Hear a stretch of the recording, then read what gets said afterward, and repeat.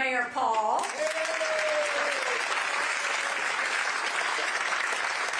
You know, I have such an admiration for him because we were talking about the fact that, you know, one, being a mayor, you know, mayor, it's as close to the people as it gets. Like, you can't go to the grocery store, you can't fill up your gas tank because people are going to stop you and tell you everything's wrong.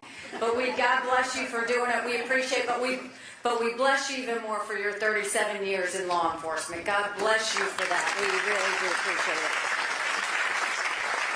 And you were talking about 6 Hour, and let me tell you, I went there, fantastic company, and not only that, you know, my husband's in the military.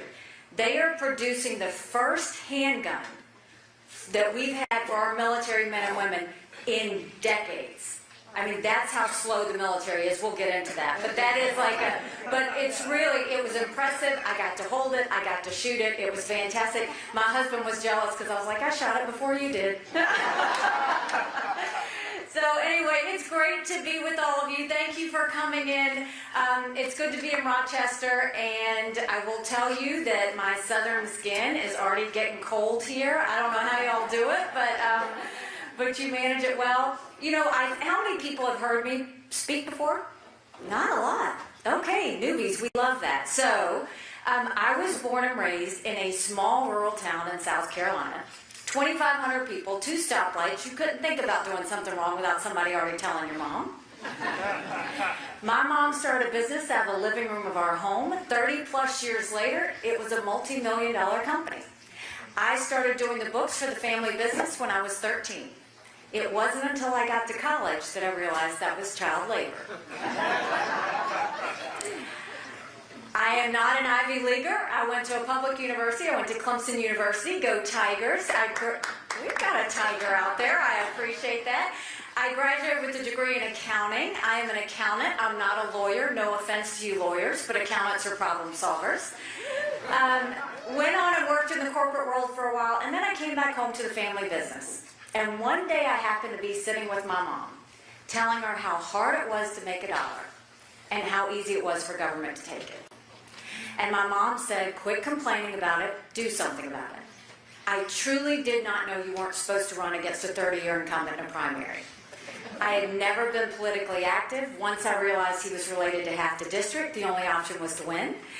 So I went around the district and said, look, they have way too many lawyers at the State House. I think they need a really good accountant. And the district took a chance on me, and I won. I got into the State House, and my focus very much was on small businesses and helping small businesses get going.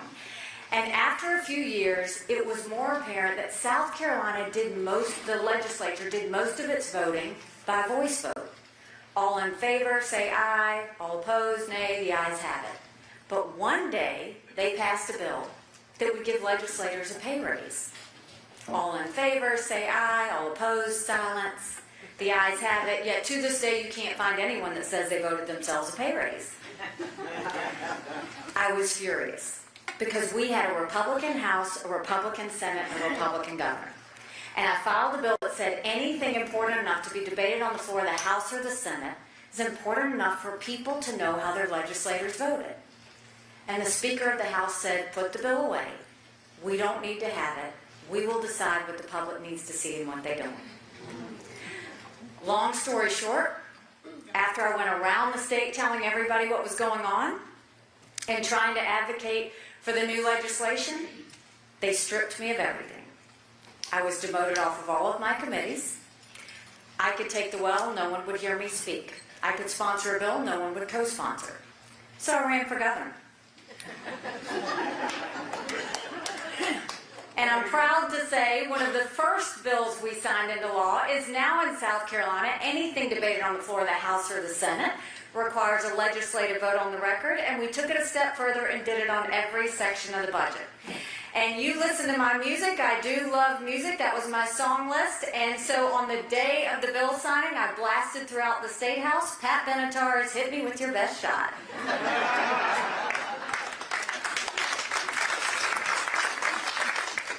When I became governor, South Carolina was hurting. We had 11% unemployment. We had thousands of people on welfare. And South Carolina was the butt of the jokes. We were a state that was about textiles, and when the textiles went overseas, so did our jobs. And so we got to work. By the time I left being governor, South Carolina was building planes with Boeing. We were building more BMWs than any place in the world. We brought in Mercedes-Benz. We brought in Volvo, 5 international tire companies, and they were referring to us as the beast of the Southeast, which I still love. We announced jobs in every county in the state. That 11% unemployment went down to 4%. And we acknowledged the truth.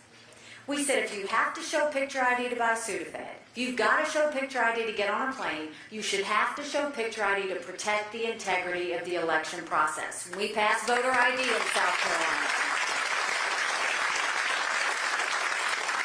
We passed one of the toughest illegal immigration bills in the country.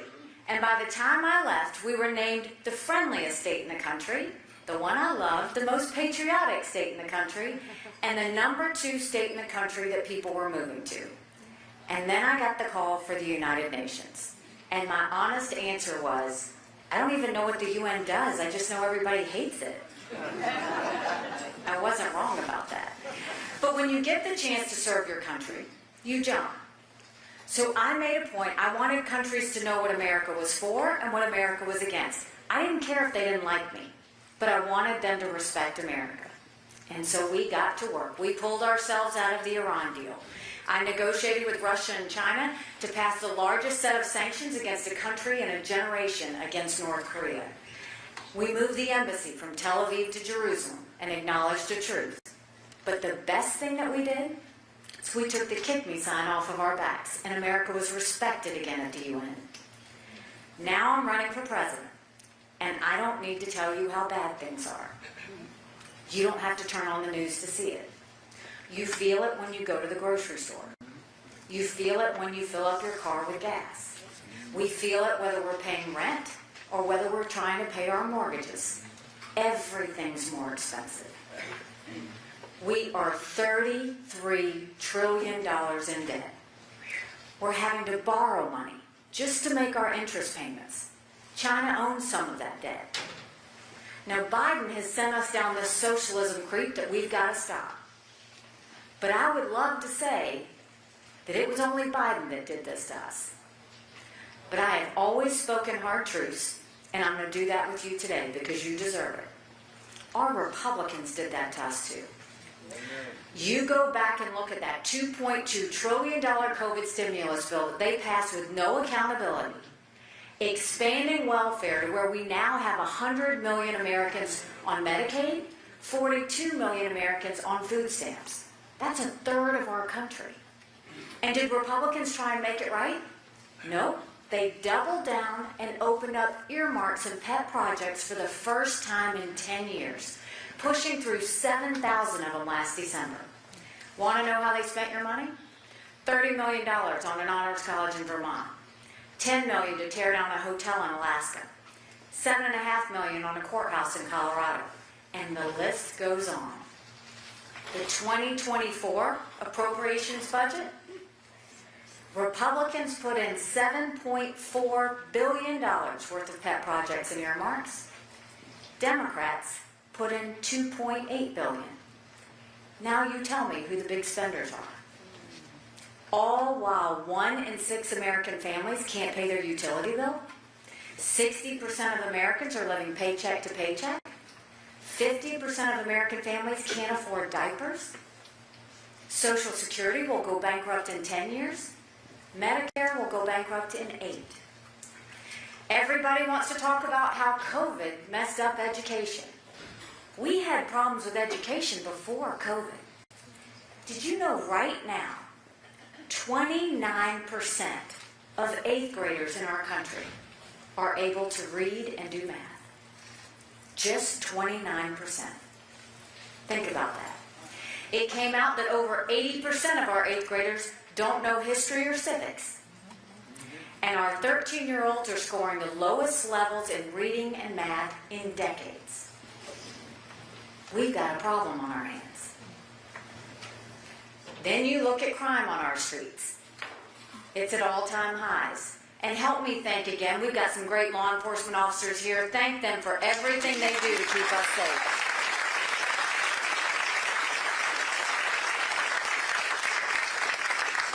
They sure would love if prosecutors would prosecute, because they can arrest all day long, but if prosecutors don't prosecute, then what's the point of what they do? We've got to start getting law and order back in place. And then we've got the border. And let me tell you, I've been to the border, and I didn't pull a Kamala, go and come back. I went 400 miles down that border. You're not ready for what I saw. Mounds of clothes, mounds of shoes, paraphernalia, rape areas that the women and girls have to walk through. When you get up in the morning, you get your coffee and you watch the news. When these ranchers get up in the morning, they get their coffee and they go see if anybody died crossing the fence. They pick up whatever little kids are left behind and they turn them over to Border Patrol. I met with multiple sheriffs while I was there. They said before 7 a.m. they round up whatever illegal immigrants they can find. They turn them over to Border Patrol. Border Patrol documents them and releases them until their court date years from now. And when I asked Border Patrol about their jobs, they said, you want to know what we do? We're glorified babysitters. They don't let us do our job. 6 million illegal immigrants have crossed that border. We've had enough fentanyl cross the border last year that would kill every single American. Number one cause of death for adults 18 to 45, fentanyl. And don't think for a second China doesn't know what they're doing when they send it over. And then my parents always taught me, you take care of those who take care of you. But I'm going to ask you if we're taking care of those who take care of us. Right now in America, 33,000 veterans are homeless in this country. 1 in 3 suffers from PTSD or thoughts of suicide. We lose 22 heroes a day to suicide. If a veteran wants to go get a doctor's appointment, on average in America it takes them 29 days. 29 days for a doctor's appointment. Why? Because on the 30th day they can go to the doctor or hospital of their choice. So midway through the 29 days they get a call to reschedule. And the clock starts all over again. It's shameful how we treat our veterans. So that's a lot of bad, right? It's hard to find anything good these days. But now I'm going to tell you what I told South Carolinians when I became governor. No more whining. No more complaining. Now we get to work. How do we fix it? When it comes to the economy, let's start by clawing back the $500 billion of unspent COVID dollars that are still out there. Instead of 87,000 IRS agents going after middle America, let's go after the hundreds of billions of dollars of COVID fraud. 1 out of every $7 was spent fraudulently.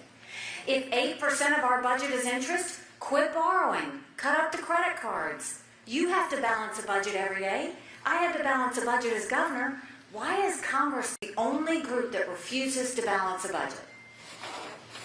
Do you know Congress has one of its main jobs that it does for us is to produce a budget on time? Do you know Congress has only produced a budget on time 4 times in 40 years? 4 times in 40 years. What has Congress done for you lately?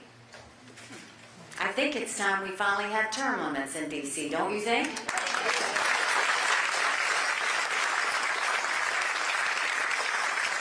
I also think it's time we have mental competency tests for anyone over the age of 75.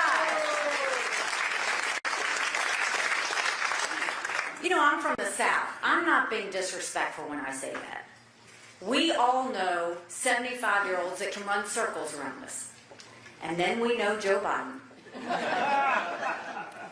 We need to know these people are at the top of their game. They're making decisions on our national security. They're making decisions on our future economy. We've got to get this right. Right now, the Senate's the most privileged nursing home in the country. So getting back to the economy, we will stop the spending, we'll stop the borrowing, I will eliminate the earmarks, and I will veto any spending bill that doesn't take us back to pre-COVID levels. And we've got to focus on the middle class. We are watching in America the rich are getting richer and the poor are getting poorer. And the way you fix that is the first thing we're going to do is we're going to eliminate the federal gas and diesel tax. Because you're spending $1,000 more per year per car, we're going to put more cash in your pocket. The second thing is we're going to cut taxes for the middle class and collapse those brackets so that you have more cash flow in your pockets. We're going to get rid of any unfair tax deductions that they have, like the state and local tax deduction. It basically gives to the wealthy. In blue states, we're not going to have that anymore. We're going to get rid of it. And we're going to make small business tax cuts permanent. They made the corporate tax cuts permanent, but they made the small business tax cuts temporary. Small businesses are the heartbeat of our economy. We make those small business tax cuts permanent. We also are going to take whatever federal programs we can get our hands around, and we're going to push them down to the states. By doing that, we'll reduce the size of the federal government, but we'll empower people in the states. That's when we'll get this working for you again. They can't work for you in D.C. They just can't. They can work for you here on the ground, because what's good for New Hampshire is going to be different than South Carolina, different than Iowa, different than Texas. So let's start focusing where it's closest to the people. And let's deal with spending caps. You have an economy. They've got to quit taking the same budget and then adding more expenses to it. We'll never pay it down if we keep doing it that way. We'll start putting spending caps in place so that Congress knows they can't do that. So we've got the ways that we know we can take down the debt, that we can lower expenses, that we can stop the borrowing. Now let's talk about education. South Carolina, we knew if a child couldn't read by 3rd grade, they were 4 times less likely to graduate high school. So we started holding them back. We put them in reading remediation camps, and we set them up for success. We brought in their parents. We're going to have to do that all over this country. We've got to get our kids reading again, or we're all going to be in a world of hurt 10 years from now. They deserve that. And there should always be, as a parent, we need to know exactly what's being said or taught to our children in the classroom. We need complete transparency in the classroom. We have one job, and that's to make sure that we set our kids up for success. That's why every parent needs to be able to pick which school their child goes to. Every child deserves a good education, regardless of where they're born and raised. No child should be educated and mandated on a school based on a zip code. And then let's start building things in America again. Let's put vocational classes back in our high schools.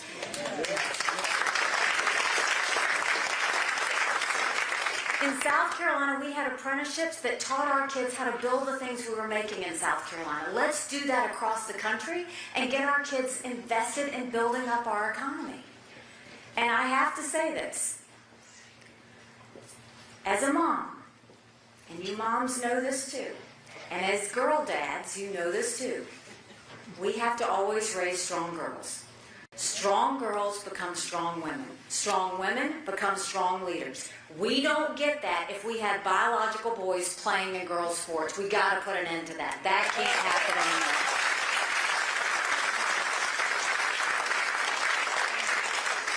When it comes to the border, we'll do what we did in South Carolina, but we'll take it a step further. We will put a national E-Verify in place where every business has to prove that the people they hire are in this country legally. We will make sure we defund sanctuary cities once and for all. You saw what happened in Philadelphia. That was ridiculous. We'll put 25,000 Border Patrol and ICE agents on the ground and let them do their job. And we will make sure we go back to the Remain in Mexico policy, because guess what? Nobody wants to remain in Mexico. And then instead of catch and release, let's go to catch and deport. That's how we'll close off the border. That's not just the southern border, that's the northern border too. And when it comes to our veterans, we all know that when you see a deployment, tears are shed.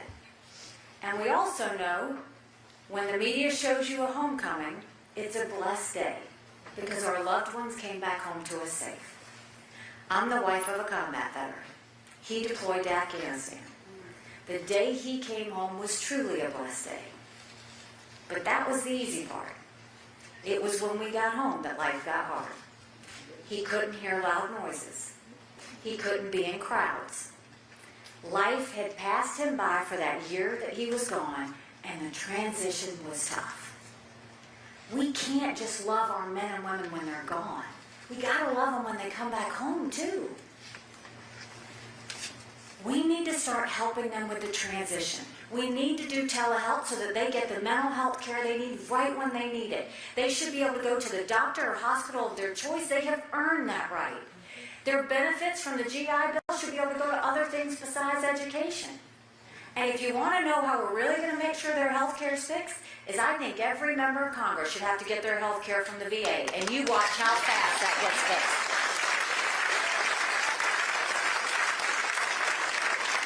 It's going to be the best health care you've ever seen, veterans. You just wait. We'll get it taken care of. So that's the domestic side. Now let's talk about national security.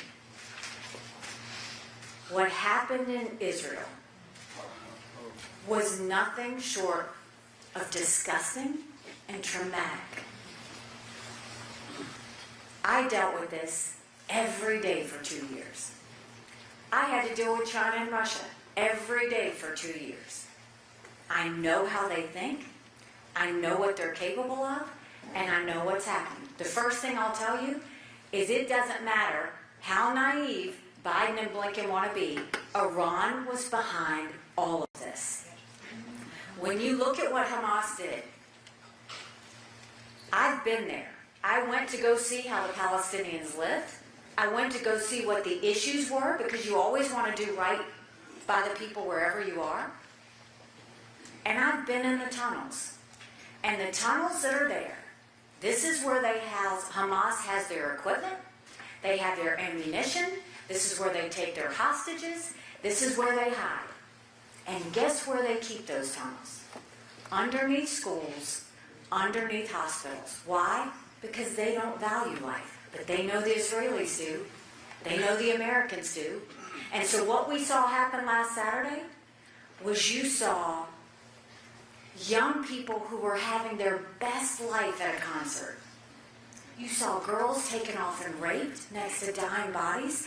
You saw kids that were burned. You've seen people who were beheaded. In America, we always have to have a leader who has moral clarity. As a country, we have to have moral clarity.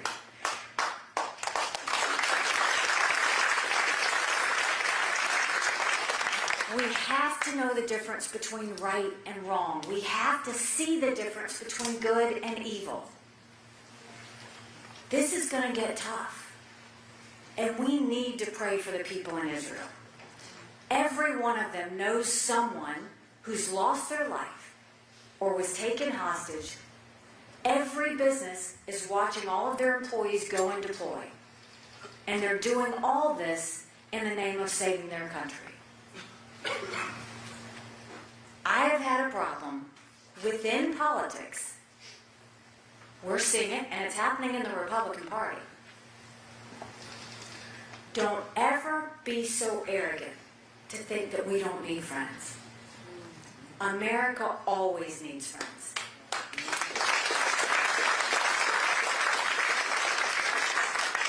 We didn't know we needed them on September 10th. We sure as hell knew we needed them on September 11th. And they were there. And we need to remember that. Right now, we need to be a friend to Israel. We need to be there every step of the way. And this is going to get messier before it gets better. But I believe in one thing. I've always believed no one can destroy what God has blessed. God has blessed Israel. They're going to overcome this. We're all going to overcome this. But it is time we get smart. Did you ever think we would look at the sky and see a Chinese spy balloon looking back at us? It's a national embarrassment. You've got Russia invading Ukraine. You've got Iran building a bomb. You've got North Korea testing ballistic missiles. You've got China on the march. You now have Hamas, Hezbollah, the Houthis that are now making Israel a target. But make no mistake, none of this would have happened had we not had that debacle in Afghanistan. The idea that my husband and his military brothers and sisters who served there had to sit and watch America leave Bagram Air Force Base in the middle of the night without telling our allies who stood shoulder to shoulder with us for decades because we asked them to be there. Think about what that told our friends. More importantly, think about what it told our enemies. And now we're facing the biggest threat we've faced since World War II. China has been planning war with us for years. And that's not me being dramatic. They're already here. They've infiltrated. They bought up 400,000 acres of U.S. soil, most recently near Grand Forks Air Force Base, where our most sensitive drone technology is. They're putting millions of dollars into our universities, stealing our research and spreading Chinese propaganda. Everybody got upset with the Chinese spy balloon. Did you know 90% of our law enforcement drones are Chinese? So now think of all the mini surveillance that's going on. You've got a dozen or so Chinese police stations throughout America. We have certain technologies we never want China to have because it builds up their military and it threatens America. Yet the Biden administration approved 70% of it last year. We had enough Americans die of fentanyl than the Iraq, Afghanistan, and Vietnam wars combined. We lost 75,000 Americans last year. And if you talk about military, China has built up their military to dangerous levels. They now have the largest naval fleet in the world. They have 350 ships. They'll have 400 ships in 2 years. We won't even have 350 ships in 2 decades. They're doing artificial intelligence. They're doing space. They're doing cyber. They've developed hypersonic missiles. We've barely gotten started. And now China's the biggest developer of neurostrike weapons. Weapons engineered to change brain activity of military commanders or segments of the population. That's who we're talking about. And so Biden and Yellen can tell us all day long that China's a competitor. But China doesn't see us as a competitor. They see us as an enemy. They want to destroy us. We've got to start looking at them the way they look at us.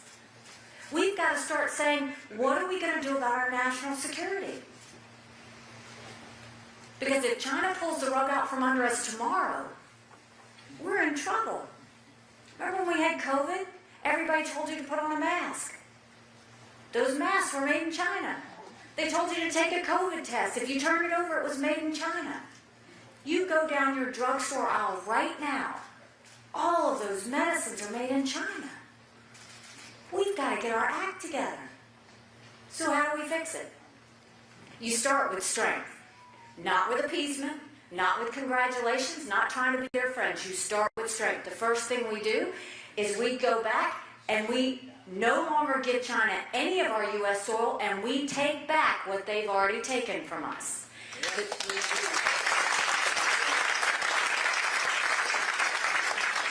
We go to our universities and we say, you either take Chinese money or American money, but the days of taking both are over, and we get that Chinese infiltration out of our schools. We make sure that we focus on anything technology-wise that helps China is going to be blacklisted. No more allowing it to go to China whatsoever. And we're going to go to China and say, we are going to end all normal trade relations with you until you stop murdering Americans. You watch how fast they start straightening up and getting that fentanyl out. They need America's economy. We need to leverage that. And then we need to make sure that we build up our military.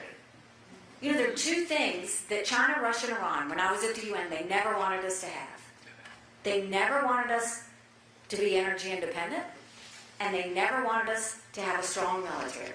First of all, we're not going to be energy independent, we're going to be energy dominant.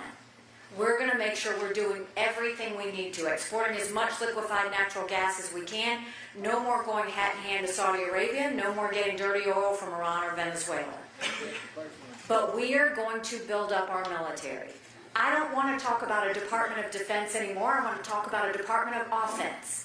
We've got to understand the next wars are not just land, air, and sea. It's land, air, sea, cyber, space, artificial intelligence. We need to modernize. That doesn't mean you throw a bunch of money at the Department of Defense. It actually means you clean the Department of Defense out. Get rid of the red tape. Get rid of the bureaucracy. Let's make sure that our men and women have the equipment and the ammunition and the ability to defend themselves and protect America in a way that they feel confident. And for goodness sake,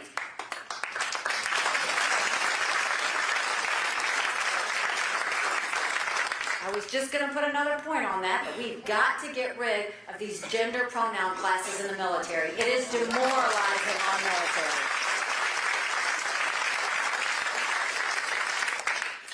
So we know what we need to do. But in order to do it, we've got to face some hard truths.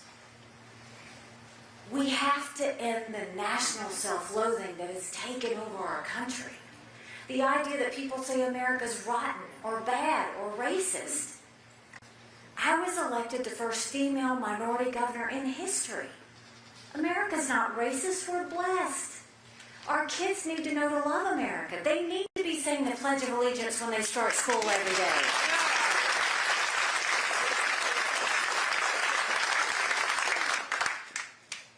You know, 3 months ago, I dropped my husband Michael off at 4 a.m. for another year-long deployment.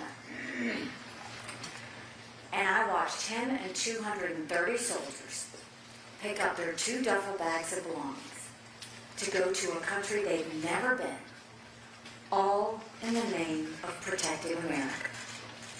They're willing to sacrifice their lives and their families because they still believe in this amazing experiment that is America. So if they're willing to sacrifice their lives there, shouldn't we be willing to sacrifice to save our country here? Because we have a country to save. But in order to do that, we've got to acknowledge some hard truths. Republicans have lost the last 7 out of 8 popular votes for president. That's nothing to be proud of. We should want to win the majority of Americans. But the only way that's going to happen is if we have a new generational leader. We've got to leave the negativity and the headlines and the drama and chaos of the past and look at these new issues facing us and deal with them with good solutions going forward. We need focus, we need discipline, and we need to understand what's at hand. Because it's a dangerous world right now. But we could do this. Do you remember when you were growing up? Do you remember how simple life was? Do you remember how safe it felt? It was about faith, family, and country. Your parents raised you to be responsible individuals. You went to school and you learned everything you needed to be successful. You went to church or your place of worship and you found your faith and your conscience. Don't you want that again? Because we could have that again. But in order to do that, it's going to take a lot of courage. Courage from every single person in this room. Courage for me to run. And courage for every one of you to remember, don't complain about what happens in a general election if you don't vote in this primary. It matters.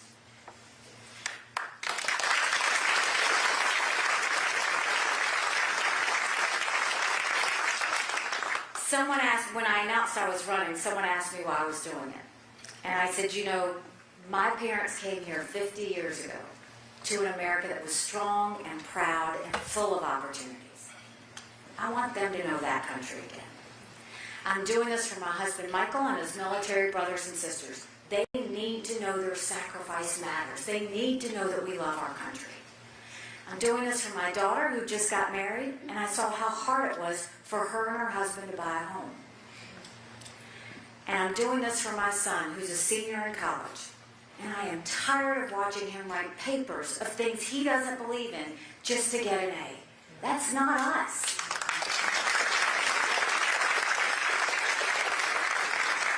That's not America. And for the first time, 78% of Americans don't think their kids are going to live as good of a life as we have. We can't be okay with that. I'm not okay with that. We do have a country to save. But I will promise you this. If you will join me in this fight, if you will commit to really helping make a difference, my promise to you is that our best days are yet to come. Thank you very much. God bless you. I appreciate it. Thank you. Thank you. Thank you. you so much.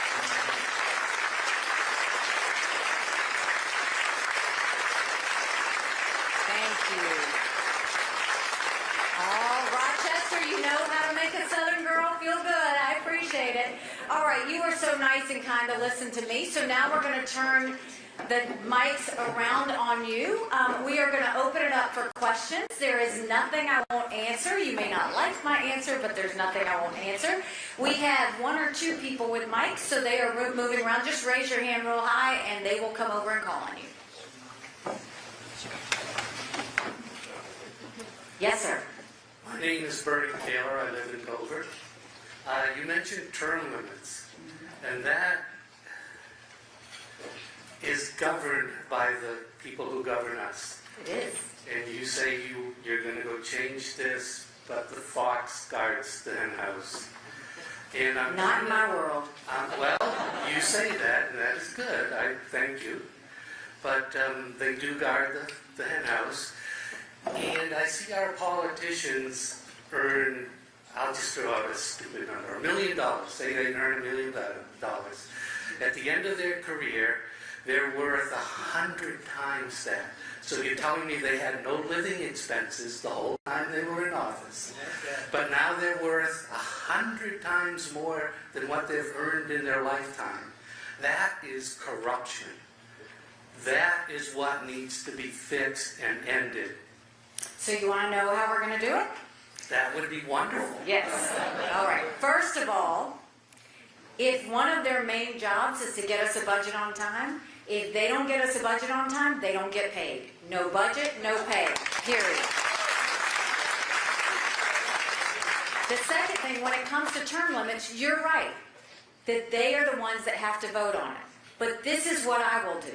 There will be a Haley term limits pledge. Whenever they file to run for office, incumbent or otherwise, they're going to be given a Haley term limit pledge. And they're going to have to decide whether they're going to sign it or not. And guess what? I'm going to put that all online for you to see. So you know exactly which candidates. They can't say, I don't know. You either sign it or you don't.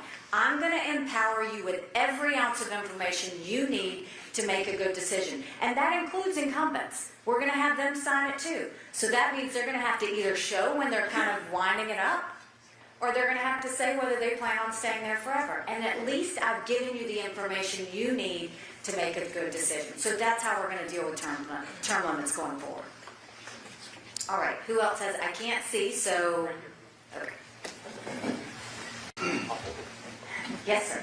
If you were in the White House either today or even better yesterday or the day before, what would you tell Iran? The first thing is, I need to start by what I wouldn't have done, and then I'll tell you what I would have done.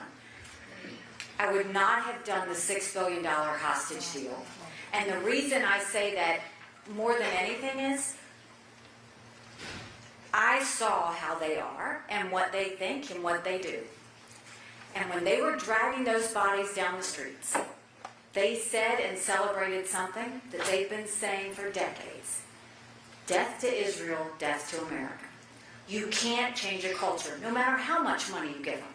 You can't change a culture. They missed that with the Iran deal. They missed that with the $6 billion in hostage money, so I wouldn't do that. The second thing I wouldn't do is when Biden went and loosened up all the sanctions on Iran. So look, China's the #1 biggest importer of oil. Why are they doing that? Because we're not enforcing any sanctions. Russia's getting drones and missiles from Iran. Why are they doing that? Because we're not enforcing sanctions. The one thing I would do is totally decimate their economy. Every dollar that goes to Iran does not go to the good Iranian people who really deserve better. It goes to fuel terrorism. So anything and everything we need to do to decimate their economy is exactly what I would do. The reason we got out of the Iran deal, when Obama did the Iran deal, he did it without Congress, which he wasn't supposed to do, but he did it anyway. Did it without Congress. So Congress went and passed a bill that said every 90 days a president would have to go and say, is it still in the best interest to be in the best interest of America's national security to be in the Iran deal? And so when I got into the administration, I was on the National Security council with the president, and so I was in the room when decisions were made. And so when the 90 days came up, he was asking questions about it.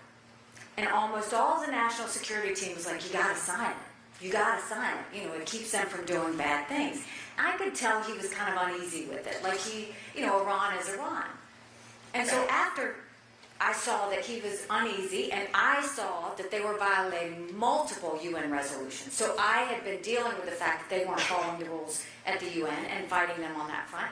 I went to him and I said, if you will let me go to the International Atomic Energy Agency that oversaw the Iran deal in Vienna, I said, if you will let me go, let me ask the questions. Let me get to the bottom of, is this really worth it? And if it's not, I will come back and make the case to Americans on why you should get out. And if it is, I'm going to come back and tell you this is the best we've got. He said, okay, go. I went there, and I'm meeting with them. And I said, okay, we know that most of the research that goes into what Iran does happens in the universities. How often do you inspect the universities? We don't inspect the universities. Okay. Well, we know the nuclear production that happens in their military installations. So how often are you inspecting their military installations? Oh, we're not allowed to inspect their military installations. So I said, okay, what is it that you inspect? They said, well, you see, if we get a tip that something is going on, we give them 45 days notice. And then we go in and inspect. I came back to the States. I gave a speech. I went on every TV station I could and said, I don't know what the president's going to do, but he has every right to get out of that deal.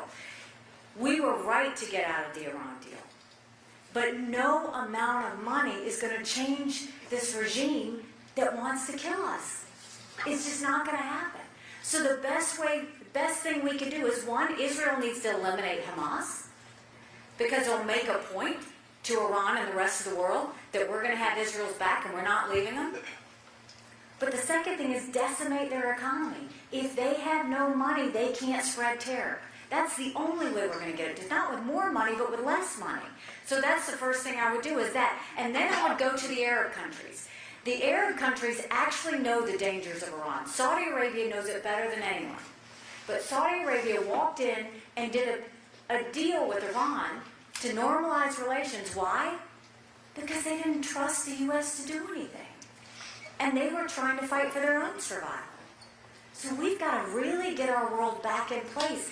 And it just starts with strength, and it starts with leadership, and it starts without fear, but with real conviction about where we want to go.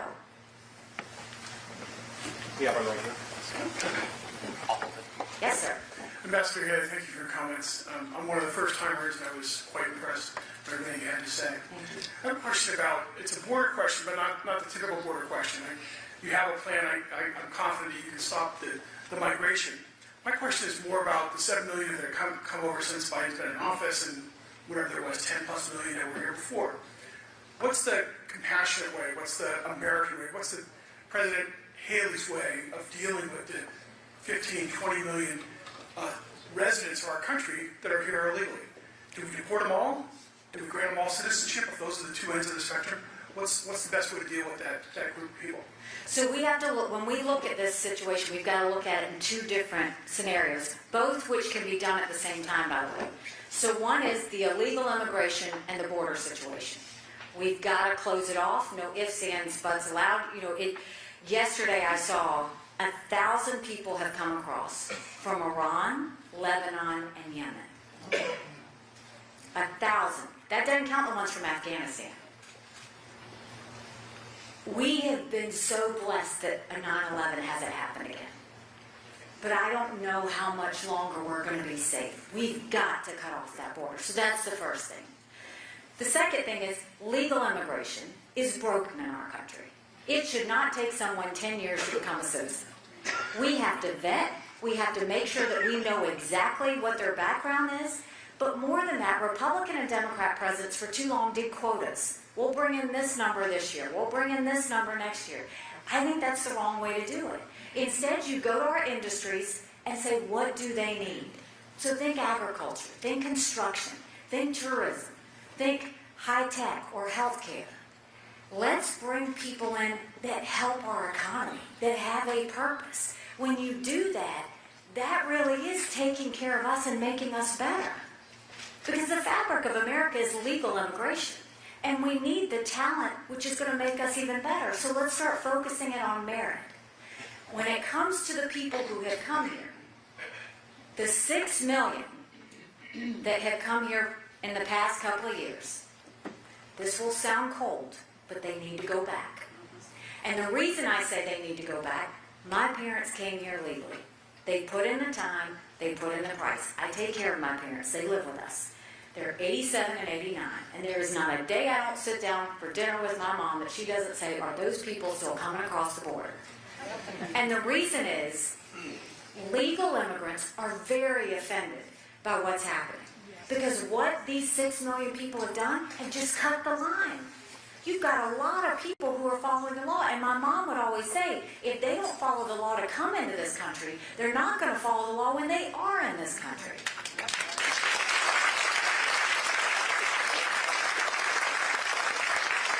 So the 6 million have to go back. They have to process if they want to come in, and they have to get at the back of the line. For everybody else that's been here, we need to approve them quickly or deny them quickly. We cannot keep stringing this out for. We've got a lot of people who've been here for years, paying taxes, doing all these things. We've got to take care of just giving them an answer. That's all they want is an answer. Let's get that done. But also you'll hear a lot about DACA. All these children that they say, but they've been here, what happens with that? That's the carrot. You go to Congress first and say, we're not doing DACA until you do legal immigration reform. It's their job. If they want to talk about DACA, pass a legal immigration law that gets all this to happen, and then we'll talk about DACA and go from there. But I think that's the process that we have to take.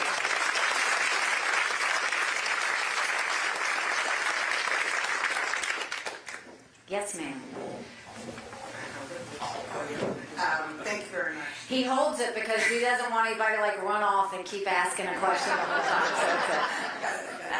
So When you address the educational system in our country, my daughter teaches 7th grade. God bless her. Okay, and there's no respect for teachers. Mm-hmm. Teachers are leaving every day crying. They're leaving the profession. We don't have enough teachers now. And I understand parents' right. I have 4 kids. I have 8 grandchildren, so I've gone through that whole thing. I understand it, but parents' rights have gone way over the other side now. They're demanding things from the teachers that are just not fair. I mean, my child has a student in class that she can't get out of class because the parents told the child he has the right to stay there. So he's disrupting the class. So how do you deal with public education? Never mind the zip code. Right. Where is parental responsibility? Where does the family come in and be responsible for that child's education? It's not just the school. If my daughter could teach every day, she'd be happy. So there is, I believe, that parents should have rights, but I think teachers need rights too. So my son-in-law is a 5th grade teacher, and I've seen everything that he's had to go through. And what teachers have to go through, it's just wrong. They have to be the teacher, the guidance counselor, the pastor, the nurse, you name it. And oh, by the way, you have to teach to this test. The demands on teachers is too much, and that's why we're not recruiting them in, and that's why they're coming for a year and they're leaving and we're not keeping them. And on top of that, they don't get paid very much. And they have to buy their own their own school supplies on top of that. So, one, I am a big believer, discipline has to be put back in the classroom. All was good when discipline was back in the classroom. Just like we have to have discipline back out on our streets. If you do something wrong, you pay a price for it. If you don't do something wrong, then you can continue to live freely and do what you want. I don't want to take away parents' rights because I do firmly believe parents know what's best for their kids. But I also know it's not that parents expect all that from the teacher. They expect it from the administration, right? They expect it from the school system to do what's right. Teachers need rights in that they shouldn't be feeling that pressure. They've got a job to do, to teach reading, math, science, history, arts, whatever. That's their job. It should not be to have to deal with discipline issues. It should not be to have to deal with books in a library. It should not be to have to deal with the fact that you're being told to teach something that's not in the role of a teacher, but that's in the role of a parent. Those are the things, is the school districts have gotten so out of line on what they think kids need to know that they've forgotten what parents need to know. And I'll give you an example. When I was in school and you had sex ed, we didn't have sex ed until 7th grade. And even though it was 7th grade, your parents had to sign a permission slip if you were going to take it. Yep. And my dad wouldn't sign it, so I was the uncool kid in the classroom next door. But I still think that parents need to have the rights to know when that happens. I don't think that's for the school to decide. I think that's for parents to decide. So let's go back and trust parents to make those decisions and give them options. That actually will loosen up the responsibilities on teachers when you can start doing that. The reason that all the teachers are feeling the pressure is because parents feel challenged. They feel like they're having to ask more questions than they're getting answers. But if we put teachers back in the lane of what teachers are supposed to do and keep schools back in that lane of remembering when life was simple, you were taught responsibilities and you were taught subjects, and that was it. You weren't taught the difference between a girl and a boy. You weren't taught the difference about when you have sex. You weren't taught the difference between which race is better or which race isn't. None of that was taught in school. You were just taught the basics. And that's what I want to get back to. I want parents to be able to parent at home, and I want teachers to be able to teach at school. And that's what I'm going to fight for.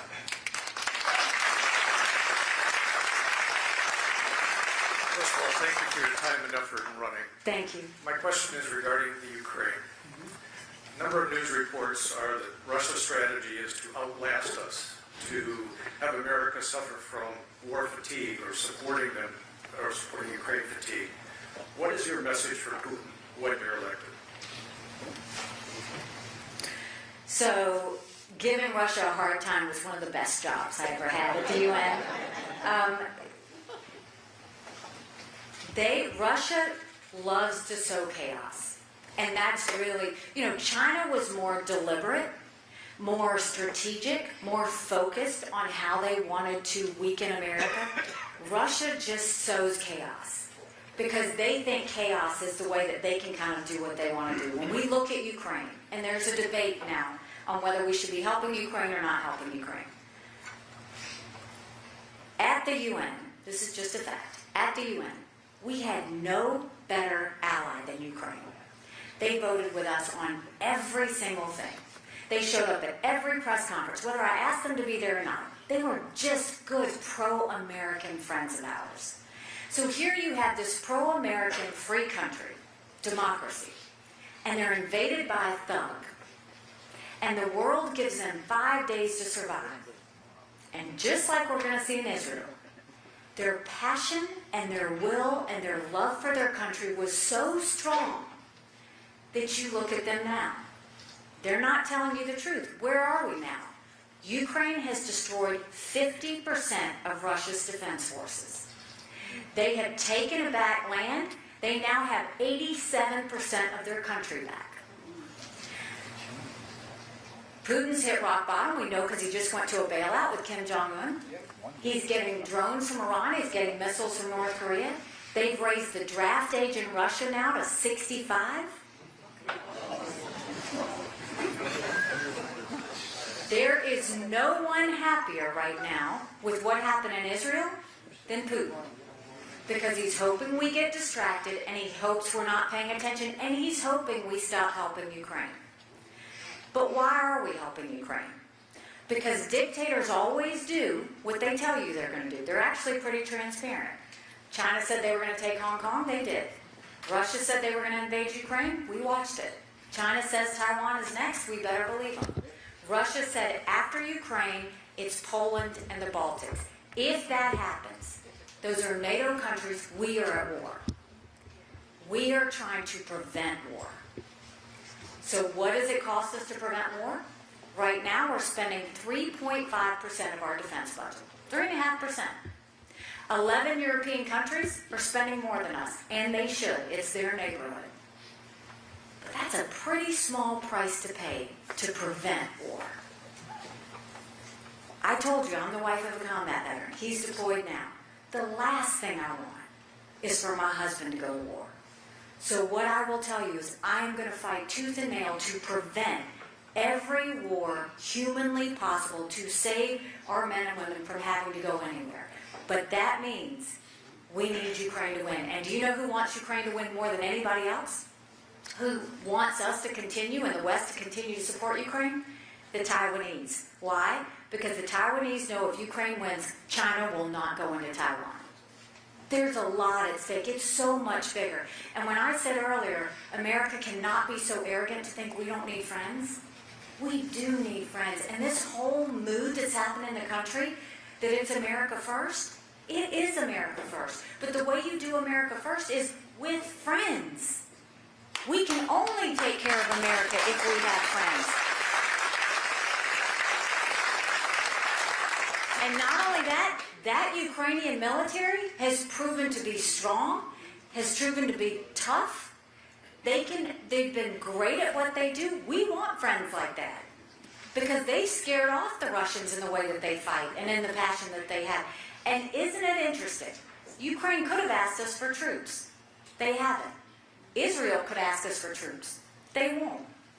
Because those two countries have too much pride. They want to win it back themselves. We just need to give them the equipment and the ammunition to do it. This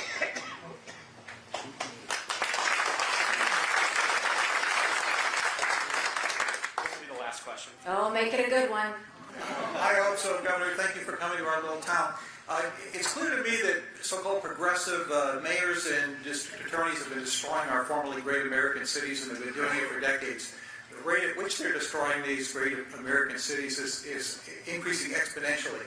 The question I keep asking myself is, what is their end game? I have answers to a lot of things. I don't have it to that. I really don't. Because I'm confused by a few things.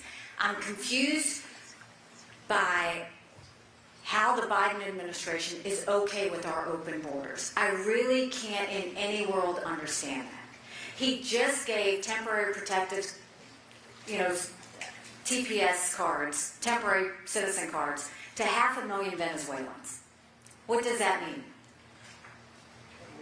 Driver's licenses and social security cards. Democratic votes. And it makes you question, you're willing to risk our security for that? Then you go and you look at our cities, and I was in New York yesterday. And if you go into a drugstore, there's a guy with a gun in there. You can't get any products off the shelves. They're just pictures because they keep getting stolen from. Businesses are leaving cities because it's not safe. That's not America. That's what I saw in other countries I visited when I was at the UN. So, look, I want to go back to that simple, safer America that we had. And the way you do that is law and order always needs to rule. You need to hold people accountable. We need to get rid of street crime. It's a real thing. Let law enforcement officers do their job. And tell these big cities, we're not going to pay them if they're sanctuary cities anymore, because that's the first step. And the second step is, we're not going to pay them if their prosecutors aren't prosecuting according to the law. And money talks, and that is at the end of the day how I think we're going to have safe streets again.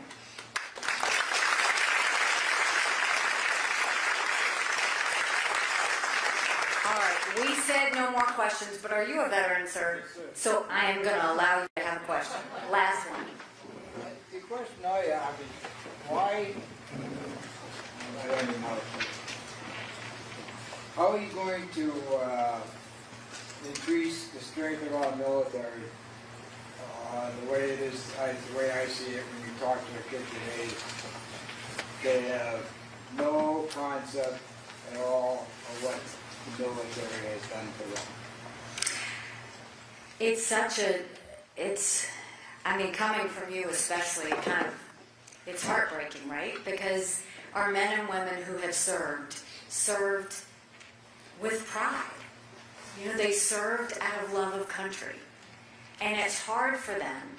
And I can tell you, because my husband would always say, I wish every American would go spend one day in Afghanistan. He said, because they would see our homeless live in luxury compared to what they live. we are now seeing we have a 25% drop in recruitments into the military. An interesting statistic. Typically, recruits that come into the military, 80% of them come from military families. And for the first time in our country, military families are telling their boys and girls, don't do it. There is something to be said for a strong America that has focus. There is something to be said for a strong America that loves the country. There is something to be said for a strong America that knows to be united and knows that, yes, we may disagree on things, but we're better together. We have to get back to that place. We have to go back to that love of country. Because we have men and women out there serving right now that are praying for us to get back to it. Because they still believe in it. And so what I will tell you is we've got some work to do. We've got some work to do, first of all, when it comes to modernizing the military. There's nothing that will excite young people more than to see a military that's modernized. That's why I don't want to talk about Department of Defense anymore. It's the Department of Offense. Because when we do that and they see that we're bringing in new technology, that they see we're getting better intelligence, that they see that we're going to be at the top of our game, that they see our surveillance, that our cyber is really good, those are things kids will want to be involved in. But that means we can't keep playing favorites with defense companies. And we can't keep having all this bureaucratic red tape. We got to move fast. We don't have time to be slow. And the Department of Defense is painfully slow. And one of the most bureaucratic agencies we have. So let's clean it up and get it all out and focus on what we need to focus on, which is winning any future war that I will prevent and never let happen. But I want every one of our enemies to know what we've done and know all of the new ways that we're going to go forward, that our men and women are protected and America is safe and strong and that they won't dare try and challenge us. And that's going to be my goal.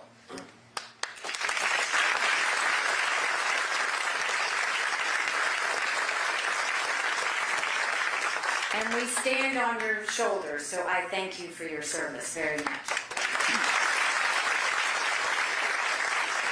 So I want to thank you for spending some time with me today, and I will leave you with this. When I first ran against that longest-serving legislator in a primary, people laughed at me. And I got to work, and I earned their support, and we won. When I ran for governor, I actually ran against a lieutenant governor, an attorney general, a very popular congressman, and a state senator. I was Nikki Haley. I had 3% in the polls. I had the least amount of money. But I worked South Carolina like no one else, and we won. When I got to the United Nations, they said I didn't have enough experience. And I got to work and took the kick me sign off of our backs. I have been underestimated in everything I've ever done. And it's a blessing, because it makes me scrappy. God bless you. No one is going to outwork me in this race. No one's going to outsmart me in this race, because we have a country to save. So if you like what I had to say today, go tell 10 people. Tell them to go to NikkiHaley.com. Tell them to join our Women for Nikki or our Veterans for Nikki, or tell them to commit to helping our campaign, or give $5, $10, $25. Because we do have a country to save, and we will get this done. If you don't like what I've had to say today, shh. Just don't say anything and don't tell anyone you were here. God bless you. Thank you so much.